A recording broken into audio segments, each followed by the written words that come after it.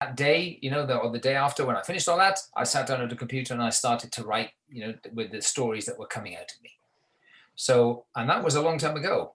And I was lucky. I got a couple of books published. I got 2 made into films by the BBC, believe it or not. Oh, wow. Yeah. They were made by the BBC. So, but then, other things happened. Children came along and other things happened. So I put it all away for a while and then came back to it probably about now, I would say maybe 10 or 11 years ago. Even though you know me as Dylan Young, the crime writer, I do other things as well. I write for adults in terms of fantasy, comic fantasy, and I also write for children. Also, sort of, mystery type stuff as well. So that was ongoing, and really, it was 2017. I thought I'd turn myself back to crime and have a look at it, and then Bookouture were kind enough to take on 3 of my books, and now Bloodhound have published 3 of my books as well. So that's it, basically. We can go home now. Nope, it's not as easy as that. I suppose I should introduce you properly in case people don't know who you are. So as Dylan said, he's known as Dylan Young to most of us as the crime writer who's got standalone thrillers, grew up in South Wales and works as a surgeon. So you have quite a must be crazy busy job. So how do you fit in writing around your day job? Yeah, that's an interesting question. I think like most busy people, if you want to really do something, you find time to do it. And I think the advantage of being a doctor is that, when you're actually practicing medicine, you've also got to find time to take exams and stuff like that too. So I'm an early riser. I get up early, 5:30 in the morning usually, regardless, and that's how I was able to write while I was working full time. I'm part time now. I basically work 2.5 days a week. Or I was doing that before COVID came along. So, at least I've got more time to do that sort of stuff. But even on the days off, I get up at 5:30 in the morning. I'm useless after 9 o'clock at night. Useless.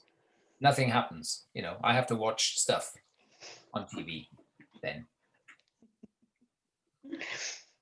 Yeah. But I'm just looking at your other question here. Am I going to let you ask them? Yeah, go on. You go ahead and ask, and I'll just answer. So what's your writing process? Right. That's a very interesting one too. My process is and it's interesting to hear people talk talk to you. I mean, I think the world is still divided into sort of, plotters and pantsers. I would say that I am definitely a plotter.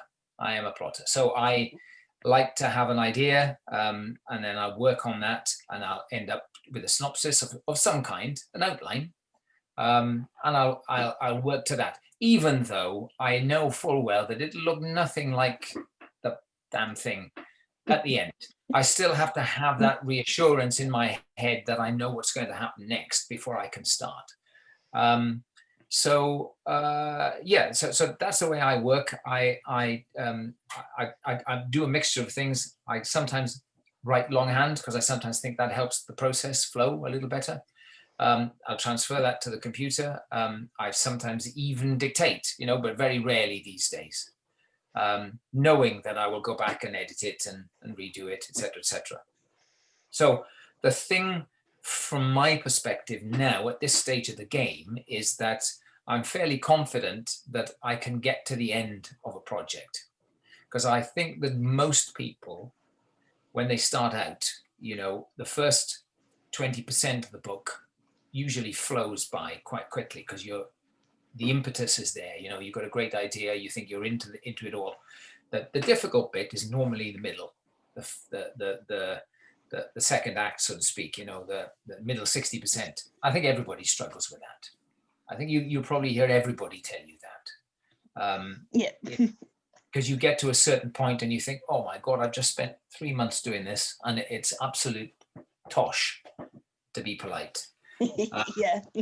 But you know, I think the more you do it, the more you know that yes, you're going to have that tosh thought, but you just got to work through it and come out at the other end. And you know, that's the pleasing thing for me.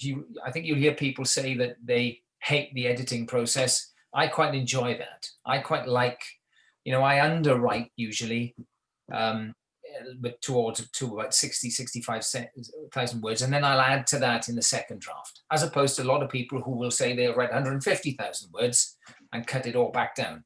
I'm the other way. I like to keep it lean to start with, and then, you know, add to it as we go along.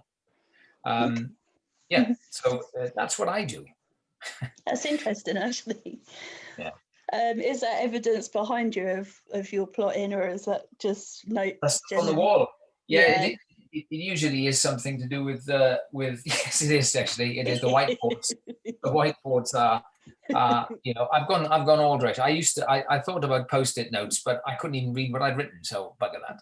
I just I use whiteboards now. It's much quicker to white. Yeah, they're a Yeah. godsend. Absolutely. They are indeed. Yeah. Do you use your career to influence your writing? Yes, I do. I do. I think that you know, we're a funny bunch, authors. You occasionally get extrovert authors. I can think of a couple in Bloodhound. You know, a certain Ms. Beavis comes to mind straight away. Yeah, that's who I thought of. But the majority of us are pretty introverted. And that works two ways. You know, great. I'm perfectly happy to spend a lot of time in my own head. But of course, the job that I do takes me into contact with lots and lots and lots of people. And I think also, to start with, it's very important to have that, you know, to have that contact with people so that it feeds your writing. And, you know, we had a conversation, I don't know whether that will be in the talk about your poor dog there. You know, I'm an eye surgeon. That's what I do. Oh, wow. Believe it or not. So I know about your poor dog quite well. So yes, I do use that, not specifically, although I have written one book about an eye surgeon, which is called, that was The Appointment, is the first book for Bloodhound. And the second book is also about a surgeon. But, you know, I'm paring back from that because I think that you can bore people to the end of the world with what you know. But it certainly feeds into what I understand. And I think that I also understand that, you know, being out there and seeing everybody and talking to people is quite important. Otherwise, you can end up going down into a little spiral of your own thoughts, and that doesn't help a great deal. So when you hear people say, you know what, great, I'm going to be able to give up work and write and do nothing else, I tend to encourage them to say, great, but make sure you've got some sort of social life out there, you know, that you can go and still be in the world, because it's quite important, I think, to remember, you know, the emotional side of things. Yeah. Do you write any secret jokes or messages in your books that only a few people? I've seen you ask this to other people. It's my favourite question. My favourite question. Now, because you've asked that, it's certainly not in the thrillers. No, I don't think I do. You know, because that question spills over into what you're trying to say in the book as well. Okay, not to be too bloody precious or pretentious about it, but I think that most of us would say, yes, you know, this is a thriller. It's meant to give you an exciting ride when you read it. But overall, you're also, even as a thriller writer or as a mystery writer, you know, you're holding a mirror up to society, and your own thoughts and interpretation of that society is what you're putting into the book. So the secret message thing we'll come on to in a second, but what most interesting is when you read people review your book, and they actually, you know, one or two of them will actually get what you're trying to say. Not everybody does. Everybody just, you know, hopefully enjoys it as the mystery or the thriller that it is. But occasionally you'll get people think, oh, you know, and I think to myself, well, good, you actually got that. because it is meant to be subtle. It's not meant to knock people on the head. But in the children's books, I mean, they're puzzles basically. You know, they're puzzles for kids. I say children. They're usually tweens, so it's that funny age between sort of 10 and 14. You know, when kids are moving away from simple stuff into a little bit more interesting stuff. That age group fascinates me, and so there's usually something in there for them. Yes. There we are. That's the long-winded answer to your question. Yeah. Are you a big reader? Well, I do read. Usually 10 minutes before I go to bed, and then I fall asleep. It's a funny question to ask a doctor, actually, because a lot of my colleagues, when you ask them that, they'd say, no, I don't read anything at all, because they've been, you know, bombarded with having to read dry textbooks for years and years and years and years, and they can't make that leap then into fiction. But the answer to your question is I do, especially when I'm on holiday. It's a difficult one for a writer because, and I feel self-conscious about this, you know, I'd like to read all the Bloodhound authors, but you know, full stop. But I also am a bit scared because when you're writing something, you know, you're always a bit worried. Well, if I read something I think I really like that, I might pinch it, but unconsciously or even subconsciously, you can do that. So when I'm writing something, I tend not to read within that genre if I can.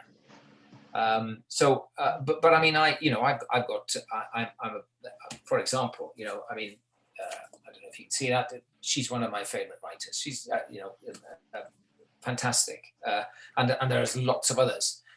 Something I read lately, which was like a sort of transitional one, was something called The Wolf and the Watchman. I don't know if you've read that. It's an interpretation. That's a really good, really dark book, really dark detective fiction set in the 17th century in, I think it's Sweden. I can't remember now off the top of my head. Anyway, you know, it's been translated. And I would highly recommend you read that if you can. Well, you know, as I say, it blew me away, that book. And it's not one that's on everybody's radar. You know, it's because it doesn't feel like it's a foreign book. But it is extremely dark, and I do like quite dark things. I know. Yes, so that's the question. I do read, probably not enough of my fellow writers, you know, that I'd like to, but that's time, and also, as I've said, this nagging thing in the back of my mind when I'm writing within the same genre. It's a funny thing. I've always had that. But, yeah. It's interesting that you say that, actually, because Tony Ford had put up a post saying exactly the same thing. So he tends to shy away from any crime fiction for exactly the same reason. And I never really thought about it, but yeah, it makes sense. Yeah, you know, I mean, there's enough out there in fact for you to you know, pull into your stories. You don't even have to open a newspaper, but yeah. So I put my hand up and I apologize to all my fellow writers. You know, my colleagues in Bloodhound and in Book Tour, but I'm hopeless. You know, because it's I'm scared stiff of stealing. Although all books are stolen, all stories are stolen, right? They are. You know, nobody's got a completely new thing to go. It's just who's in it and how they do it. You know, that's the interesting thing. Yeah. Your latest book, Trauma, which was in my top 3 of the outstanding reads of 2020, was incredible. It was based on a guy that loses his memory and then is trying to get it back. Was that based on facts like having the memory wall and the feuds and the? Yes, no, it's you know, it is very much clinically factual. For something like that, you know, I do quite a bit of research into something like that. And it is the case that, you know, memory loss is a trope that is quite often used in sort of fiction. Quite a lot of people use it. You know, the bang on the head and then you can't remember what you do. But I mean, I went to the extreme here. So the poor guy in my book has been in a coma for 6 weeks and in a vegetative state before that. There are cases, well-established cases out there. And the difference in him is the sort of, dream state that he gets, the fugues that he gets, which are as real to him, or even more real to him than daily living. And again, these are rare but well written up cases. So yes, then the part of it is made up in my head, but part of it is certainly true. And what I found interesting was that you mentioned COVID. Was that a conscious decision? Yes, it was. I set the thing in just at the beginning of, and we've had a lot of discussion on posts, with Bloodhound and other authors about, whether people would prefer not to have COVID mentioned at all, just to escape into it. But I wanted to anchor this, and it seemed to work really well with his mind state at the time. This sort of differentiation between, or his difficulty in differentiating between what is real and what is fantasy. And I found myself in March and April, walking around the streets or the lanes of where I live, and knowing that I will never see them like this ever again. I've never seen them like this before. I will never see them like this again. Devoid of traffic, devoid of people. It was like a set from either Doctor Who, or there used to be you may not know this, but there used to be a TV program called The Prisoner on, which we had these really weird sets, and you'd sort of walk onto a place and there'd be nobody there. And it's amazing to think that you could walk along the lanes and not see a car for 3 hours, 2 hours. Astonishing. So I felt I had to use that. And I'm not criticizing people for not wanting to do it. I can understand that entirely. But I sort of felt that, if you're going to write about 1943 in London and not mention the Blitz, you know what I mean? It's it sort of becomes speculative fiction then, to a certain extent. Although, and it may be that retrospectively, when this is all gone, people will turn back to it and use it, not use it as a I think that people are a bit precious about it as well. They don't want it to be used like as because it's still too fresh and painful, to. But mine was a very light touch, just to show what he was seeing, like we all saw, just developing in front of us, like an awful Polaroid picture that you don't want to really look at, but it's going to develop just there in front of you. So yeah, that's what I did. Yeah. I used it actually as an example, because yours was the first that I read that mentioned it, and actually thought that you pitched it just right. It was just mentioned in passing, and I didn't think I'd want to read about it, but actually, I think we're so used to it, I've got to get a mask and sanitize, that actually it's like, oh yeah, okay, that's fine. It's become a norm, hasn't it, to a certain extent, but I can see how people would, it's a sort of tool that will be, nice to use in that you can isolate people, you can, people would be not able to go and do this, that, and the other, and that can carry with it an element of intrigue and mystery as well. We've just taken so much freedom for granted, and here we are, locked in and locked down, and I don't know. What authors do you admire? Well, I've shown you this lady, Mo Hayder. I think certainly she hasn't written for a while, and I think somebody said that she's been unwell. It's tragic, huge talent. I quite like, because I'm a multi-genre author, which sounds very grand, doesn't it? But I'm eclectic in terms of what I read and in terms of what I write. So I read detective fiction, I read thrillers. So I'd read Stephen King. I think that what he did with Mr. Mercedes was amazing, where he mixed the genres up. I do like dark things, as I've said. So I quite like John Connolly. I don't know if you've read any of his Charlie Parker novels. No. He's American. Again, he's Irish, but he writes American novels, and there's a slight supernatural edge to that. So I read those, and so you know, I do all this, and I'm a big Terry Pratchett fan. I've probably read all of his books, and because I write for children, I've read all of J.K. Rowling. You know, I've read most of Roald Dahl, although we can't mention his name anymore, as you know, but I've read all of his books. So yes, I admire all these people, you know, for what they do, what they do.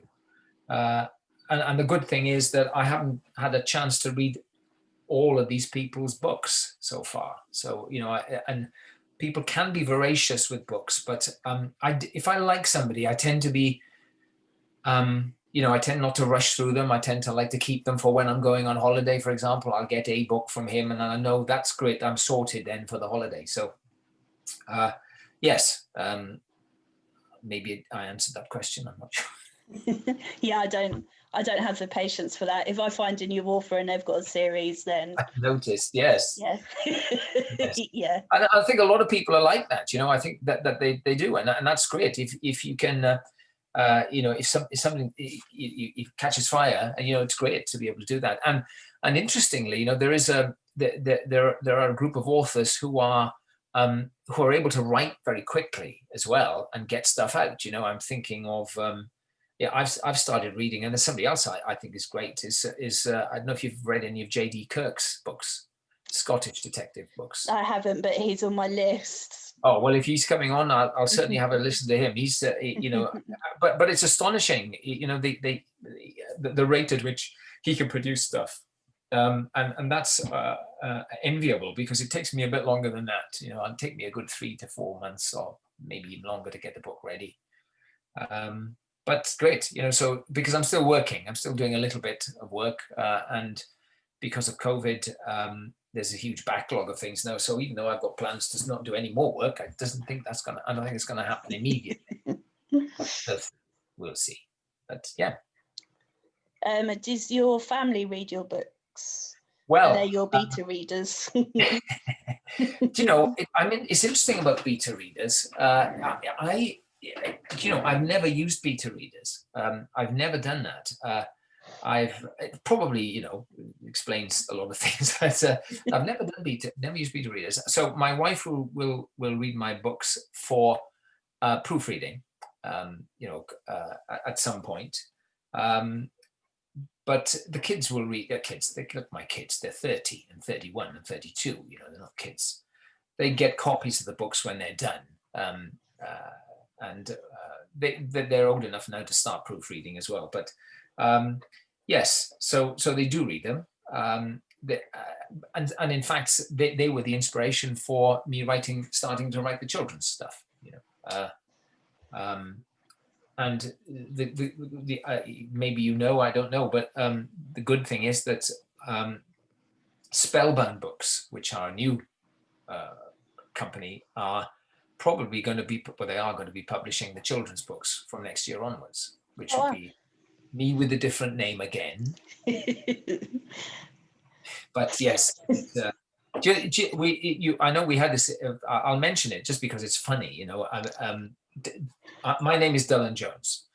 There's a Dylan H. Jones who writes for Bloodhound, but the reason that I'm not Dylan Jones is that the editor of GQ magazine is also Dylan Jones.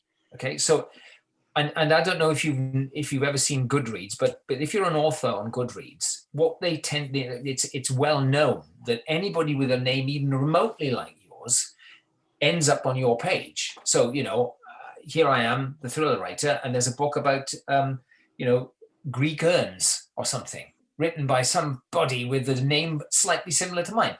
So I was advised to choose another name, or it was chosen for me, whatever, you know. So that's why I'm not writing under my proper name. It's a minefield because, you know, it's a minefield. Yeah, you know, and I know authors who've changed their names midway through their careers because it's been so confusing. So it's and obviously with a name like Jones, there's more than one of us. Yeah, I spoke to McGarvey Black, and I didn't realise that her name's Moira, And the only reason she changed it is because it's not very common in America and they couldn't pronounce it. So yeah, but yeah, you lot so confusing. We confuse ourselves most of the time, don't worry. So if your wife reads your books, does she ever get scared about what goes on in your brain? Does she sleep with one eye open? If only. No, she. People have asked me this all the time. Do you know, it's very interesting that because the corollary of that question is, because I see patients, right? And most of my patients, a lot of them know that I write as well. And of course, the question then goes, well, why would they let you operate on them when you write this sort of stuff? And of course, I hope they can divorce the doctor from the writer, right? And the same thing with my wife. But quite often I find myself, when I'm doing something, for example, I know this is going to sound really weird, but when I'm operating, I'll be thinking of plots. Because at this stage of the game for me, operating is a bit like driving a car. You get into the groove and obviously you're concentrating on what you're doing, but there's always a bit of your brain that's somewhere else, when you're driving a car or even now when you're operating, when you've done as many operations as I've done. Not that it's automatic completely, but you know what I'm saying. And it is intriguing, when and that's a technique that is actually quite good to get you out of writer's block, because like walking, for example, or going for a drive in the car, will occupy one part of your brain and let the other bit get on with it. I mean, I can't tell you how many times I have actually managed to work through a plot problem when I'm brushing my teeth before I go to bed at night. Why it happens then, I have no idea. But it's classic. I've been thinking about it all day, and then I am thinking, oh, there it is, just there. Astonishing. And I'm sure that other people are the same. When you can actually switch out of that concentration mode and I don't know, bad news. Are you someone that's got lots of ideas swirling around your head, or does something just come to you and then you write it? Well, now then, yes, I do have a lot of ideas in my head. The interesting thing about the children's books, which is a 5-book series, is that they're written. I've written them. Okay, they need editing and they need another work, but I've written them. So I went through a period when I wasn't really publishing anything at all, even self-publishing anything at all. I just went through a period of writing about, I don't know, maybe 7-8 years ago. So that's done, and I quite like having something on the go when something is finished. I tell myself, and everybody will tell you this probably, tell myself, all right, that's it, good, done. Let's go and do something else for a month. Forget it, 3 days, and you think to yourself, I've got to get back. It's like an addiction, really. I think that most people will tell you that you write for yourself, but you can't not write because it just makes you feel odd. It just makes you feel funny. It's an escape for me from the sort of work that I do. And you do have a lot of fun, when you're writing these people. It's a vicarious thrill. I mean, you hope that the reader gets the same sort of thrill that you do when you write them. It takes a bit longer to write them than to read them, but nevertheless, it's still an enjoyable. It's so long waiting for new books. I know. I keep getting told it's hard work and it takes time, but I could read it in a day, then I have to wait 6 months or more. It's very frustrating. I know. And the good thing is that most of us strive to make the books easy to read. I mean, that's part of the skill set. Because we could two things would happen. If you read the thing that we first wrote, you'd never read anything of ours again, because there's absolute drivel. But also, I think the other end of the scale is that you need to know when to stop. You need to know when to stop editing it, trying to be too clever. And that's a fine line. That is a fine line to walk. But there we go. Would you consider writing with anyone else? Well, I've never ever thought that. I never even considered that, because it's such a. I don't know. I know that a couple of people with Bloodhound have done that. And it sounds interesting where you write a chapter, somebody else writes a chapter, and then you read it. And I don't know. I don't know if I could. I admire people, and well, when you look at I can't remember what's the name of the guy, the American guy that wrote, Kiss the Girls, and James Patterson. James Patterson. I mean, he's meant to be collaborating with about 5 million people. I don't actually know if he writes anything at all anymore. It's just he has his name on the cover. Yeah. Does it. Obviously, if you're that prolific, then you can get on with it. But no. So the answer to your question is sorry, simply no. I haven't considered doing that at all.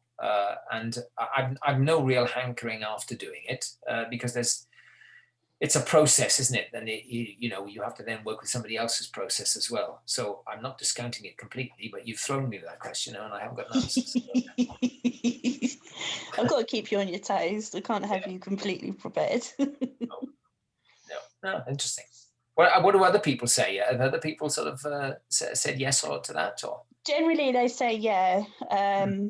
But because I think everyone has their own unique way of doing things, and they would wonder how it would work with someone else. I know, that is the wonder, how it would work. Yeah. And not that I think most of us are fairly generous in terms of, being able to collaborate, but just the process is the thing that just get my head around. But Anita and Trish Dixon they've done it well. So they did indeed. And again, if you get on with somebody really well, I think, and are on the same wavelength as them, then absolutely, I think that it might work. I'm a bit worried if anybody's on the same wavelength as me, though. So there we are. I think lots of people. Have you ever written anyone in your books that's annoyed you in life? Yes, I think I have. Although obviously tempered and name changes have applied. There were in the second of the trilogy that I wrote for Booker Tour, there was a new police detective that joined the squad, and there's no doubt at all that I took my inspiration from people that I have met through my career. Let's put it that way. It wasn't a difficult one to write, that one. Yeah, I can imagine you come across all sorts, actually. Yes, I do. But the good thing is you come across lots of normal people as well in the number of patients that you see, and they're usually a great source for inspiration. I mean, God, yeah. And it's the key is taking bits of them, never doing the whole thing, right? Never actually. Not that anybody would recognize themselves. They'd be, if they did, they'd be so narcissistic that you wouldn't. But bits of everybody, just amalgamated into the character that you want them to be. What are you working on at the moment? Right. Okay. So, as I say, I think that we're with Spellbound, I'm going to be doing these books, and I think that we're probably aiming towards next autumn to bring the first one out. That's fine. But as I say, the good news about that is that I've written these mostly so that they're going to be shaped. I've had an idea. I'm working on maybe going back a little bit more towards police. I had to get these standalone things out of my head. The 3 standalones. So I'm quite interested in going back to maybe doing some police procedurals again, with a continuing character or a continuing team. Just again, I like to work in 3s. To say perhaps maybe write 3 of those and see what they're like.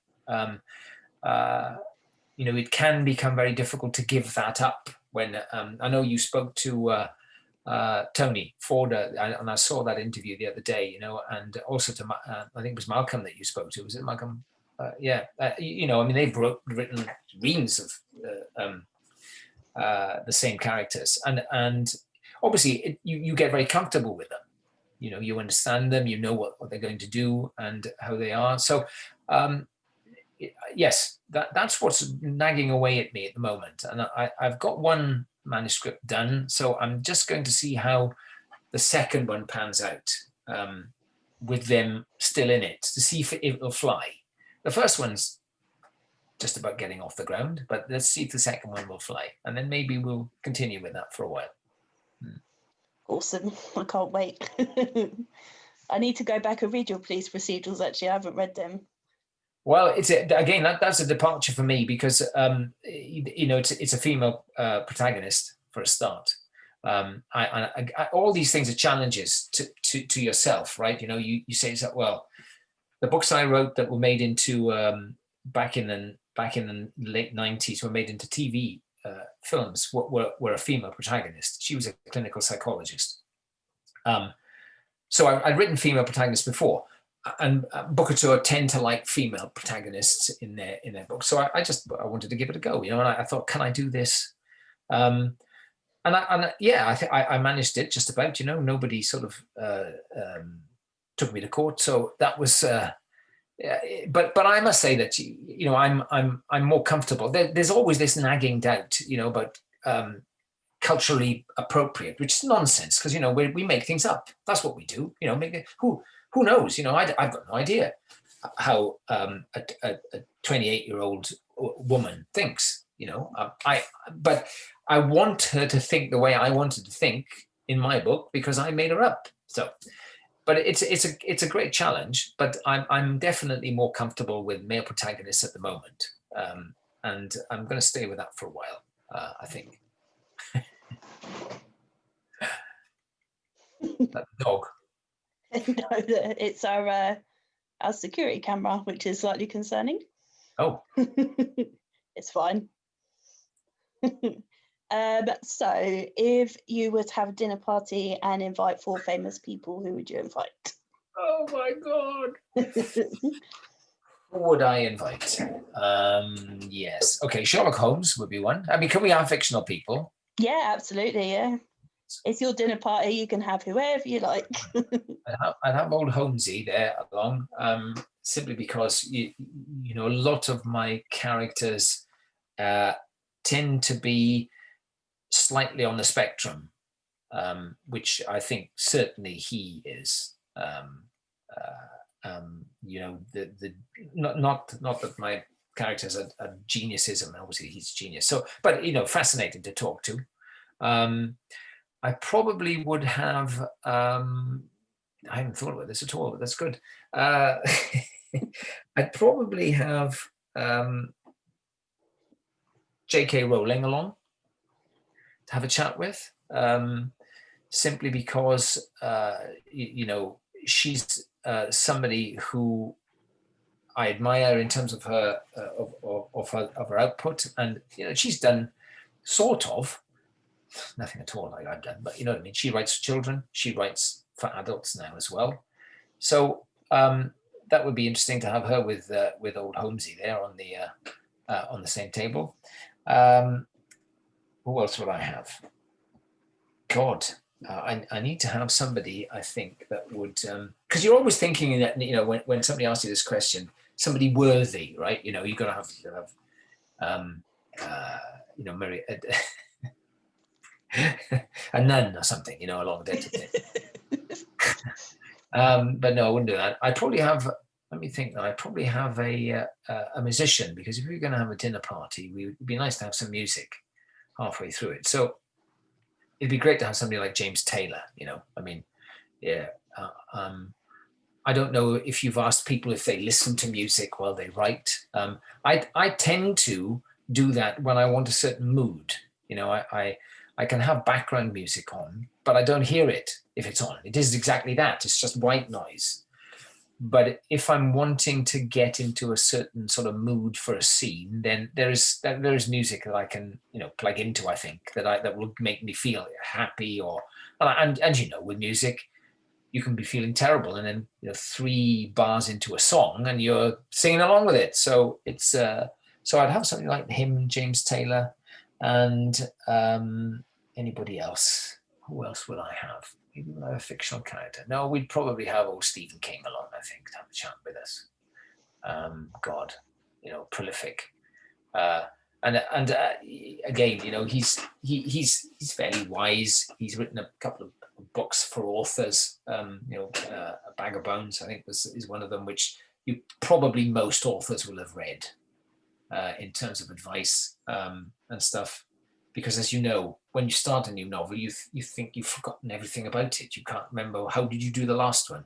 Most people will tell you that. I think that it's like a fresh piece of paper and you've just woken up and your memory's gone, a bit like poor old Cameron in Trauma.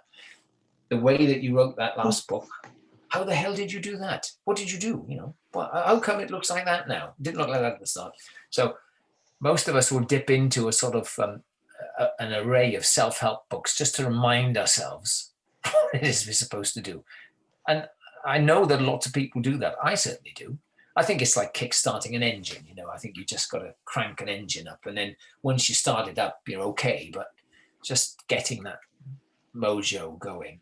So yeah, what did I say? Stephen King, J.K. Rowling, Sherlock Holmes, and James Taylor. Whoa!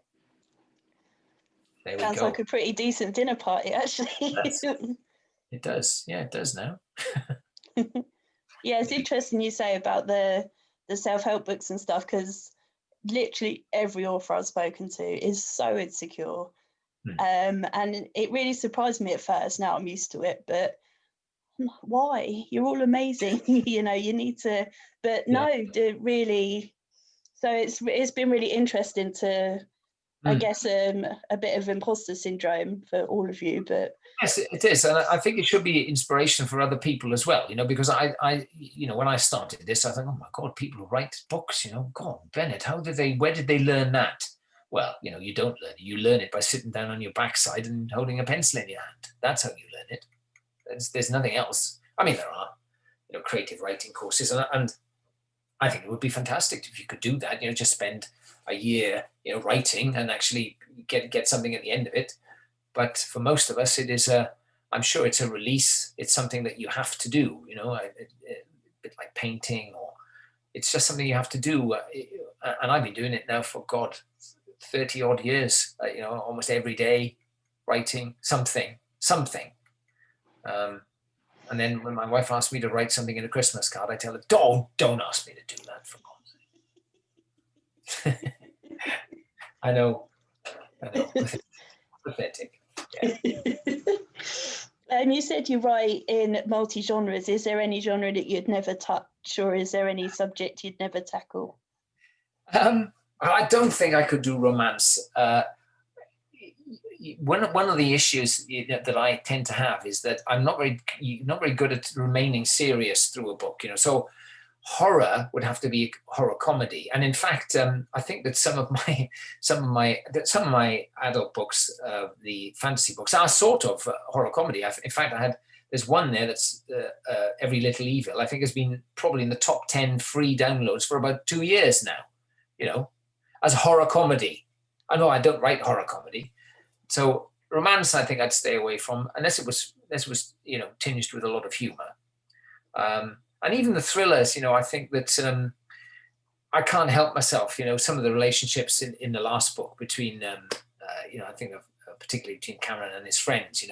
They are funny. At least I think they're funny because they are. It's the way that people are. Where the people are. I mean, my job is a pretty serious job, but I can tell you, we forever laughing in the operating theatre. The patient doesn't know we are, but we are. So, I think dark humor is one of the things that gets you through, really. I think most people would say that. And I think that I've probably least enjoyed books that haven't got any humor in them. They've got to have something in them to just redeem them a little bit. So, yeah, in answer to your question, therefore, romance, probably not. I think I'm going to stay away from that. Yeah, that's fair enough. And you mentioned Kerry Beavis earlier. I'd love her to write a funny book. She just needs to write her life, actually, and it would be funny.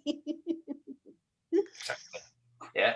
Yeah, I know. And this is it, it's autobiographical things would be, You just have to pare it back and watch who you're naming, right? You know, that's the trouble. Yeah. Post-COVID world, when everything's back to normal, what's Yeah. your perfect day? Oh, my perfect day. Okay. Well, it would be, first of all, have to be probably in the summer. You know, the darkness of this time of year is, you just forget it, don't you? You forget how bloody dark it is. Going to work and coming back again in the dark. So, perfect day would be getting up early on a summer's day. Let's say it's June the 22nd, midsummer. Getting up early. I let the dog out. Then I would go and work for a couple of hours. Probably have breakfast at about 7:30, go back to work for a couple of hours. I mean, writing. And then maybe before lunch, we'd take the dog out for a walk, lots of nice places around here where we can go for walks. It's great. We're on the fringes of the Black Mountains and the Brecon Beacons here, so we can be in the middle of nowhere in 20 minutes. And then in the afternoon, I probably wouldn't do much more writing, but maybe just before supper, I'd look over what I've written, have supper, maybe, out in the garden, be lovely. And then probably hit the wine at about 8:30, 9:00, watch an hour's TV, something good. I'm struggling at the moment, I must say, but series, there've been some great series on over the summer that I've enjoyed. And then I go to bed fairly early, I'd be in bed by 10:30 because I get up early. So that's bored everybody to tears, but that's my ideal day, yes. Sounds all right to me. Yeah, it sounds pretty good, doesn't it? Yeah, I know. God. Yeah. And then being able to go to a restaurant or a pub on the weekend. I mean, that would be the, for a nice meal. That'd be good. Yeah. Because Is Wales? Are you in tears still, or? Yeah, well, most of us are in tears every day. Yeah, you're right. No, but we are now in a situation where we've gone back like 150 years to we can't drink anything. You can't, if you go to a restaurant, they don't serve alcohol anymore. They have to shut at 6, no alcohol at all. So the pubs can't serve alcohol, although you can go to a pub and have a coffee, but you can't have the alcohol. I can understand where this is coming from. Everybody bloody sings in Wales, right? So when they go to the pub, they'll have a couple of pints and then they start singing. And of course, singing is the worst thing you can do. So we've decided to cut out the alcohol for until the 17th or 18th. So as you know, what tends to happen then is there'll be a huge reaction and everybody will be completely over the Christmas period. But yeah, we not, look, I don't miss alcohol. I'll manage, that's fine. I can drink it at home. It's not a problem. But yes, that's where we are. So we're not in tears. Everybody's the same here. We're everywhere is the same.